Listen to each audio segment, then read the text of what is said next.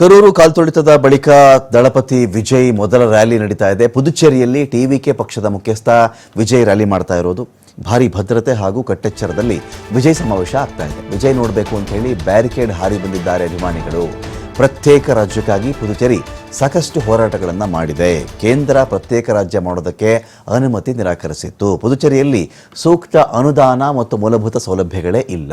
ಕೇಂದ್ರದಿಂದ ಸೂಕ್ತ ಸ್ಥಾನಮಾನವನ್ನು ಪುದುಚೇರಿ ಪಡ್ಕೊಳ್ಳಬೇಕು ಅಂತ ಹೇಳಿ ಟಿವಿಕೆ ಪಕ್ಷದ ಮುಖ್ಯಸ್ಥ ವಿಜಯ್ ಭಾಷಣ ಮಾಡಿದ್ದಾರೆ. ಪುದುಚೇರಿಯಲ್ಲಿ ಸ್ಟಾಲಿನ್ ಸರ್ಕಾರ ಪುದುಚೇರಿಯನ್ನ ನೋಡಿ ಕರೆದುಕೊಳ್ಳಬೇಕು ಅಂತ ಕೂಡ ಹೇಳಿದ್ದಾರೆ. அவர்கள் இருந்த மண்,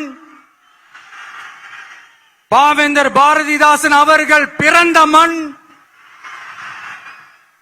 அது மாதிரி இன்னும் சிறப்புகளை அடுக்கிக்கிட்டே போலாம். ஆனா அரசியல்னு வந்துட்டா ஒரு முக்கியமான விஷயத்தை பத்தி நம்ம சொல்லி ஆகணும். 1977ல புரட்சி தலைவர் எம்ஜிஆர் அவர்கள் தமிழ்நாட்டில் ஆட்சி அமைச்சாங்க. ஆனா அதுக்கு முன்னாடியே 1974லயே இங்க புதுச்சேரியில அவங்களோட ஆட்சி அமைஞ்சது.